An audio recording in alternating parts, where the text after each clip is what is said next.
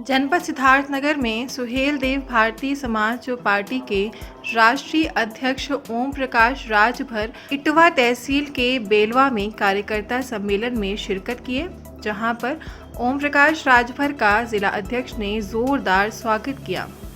अपने संबोधन में ओम प्रकाश राजभर ने कहा, जब तक गरीबों को हक और अधिकार नहीं दिया जाएगा तब तक सड़क से सदन तक हम गरीबों की लड़ाई लड़ते रहेंगे। पूंजीपतियों का कर्ज सरकार माफ कर रही है तो गांव में रह रही गरीब जनता का बिजली का बिल क्यों नहीं माफ कर सकती। देश प्रदेश में एक समान शिक्षा लागू होना चाहिए। बिहार और गुजरात में अगर शराब बंद हो सकते हैं तो उत्तर प्रदेश में क्यों नहीं। उत्तर प्रदेश में भी शराब पूर्णतया बंद होनी चाहिए। पत्रकार आयोग का गठन होना चाहिए और कर्मचारियों के लिए पुरानी पेंशन बहाल होनी चाहिए।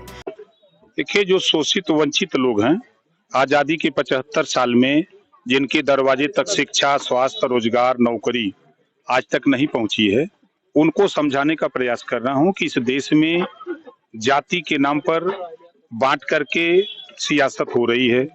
आप अपने हक के लिए लड़ो। जब तक आप जगोगे नहीं तब तक आपको कोई हिस्सा देगा नहीं। ये बात लोगों को समझाई जा रही है। ये नजदीकियां ब्रिजेश पाठक से बढ़ रहे हैं, क्या माना जाए, घर वापसी होगी या कुछ और? नहीं, हमारी नजदीकियां तो शोषित वंचितों से ज्यादा हो रही है।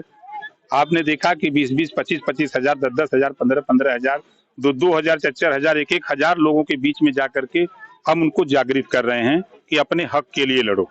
वहीं मीडिया के सवाल का जवाब देते हुए कहा कि बसपा की सरकार और सभी सरकारों से अच्छी सरकार है।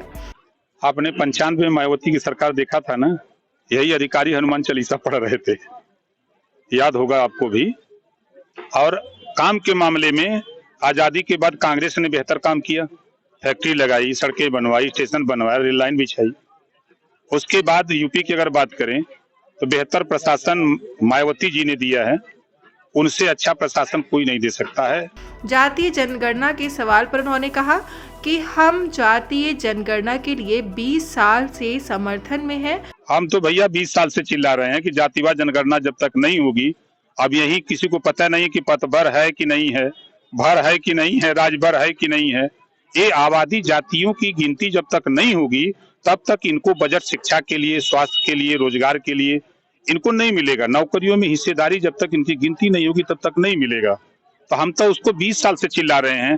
तकलीफ तब होती है जब दिल्ली में समर्थन से सरकारें बनाती हैं सपा बसपा के लोग मिलके, तब उस समय जातिवार जनगणना याद नहीं आती है। पावर होता है करने का, मालिक की हैसियत से जब मुख्यमंत्री बनते हैं तब जातिवार जनगणना नहीं दिखाई देती है, न अखिलेश जी को न मायावती जी को। जब सत्ता से बाहर होते हैं तो भाजपा से भीख मांग रहे हैं। लोकसभा चुनाव की सवाल पर कहा कि अभी हमारा ध्यान नगर निकाय चुनाव पर है। समय आने पर आप सब से मिलेंगे। अभी तो निकाय चुनाव अकेले अपने दम पे लड़ेंगे, पहला सवाल। दूसरा, लोकसभा का चुनाव आएगा तो फिर मिलेंगे आपसे। निकाय चुनाव में कहाँ आप अपने कैंडिडेट? देखिए, जहाँ जहाँ हमारे लोग लड़ना चाहेंगे वहाँ हम लोगों ने बहुत सी सीटें तय कर रखी है। लोग अपना प्रचार, थोड़ा चुनाव टल जाने की वजह से लोग शिथिल हैं। हर पार्टी शिथिल है, उसमें हमारे भी लोग शिथिल हैं। लेकिन चुनाव अच्छी संख्या में लड़ेंगे हम।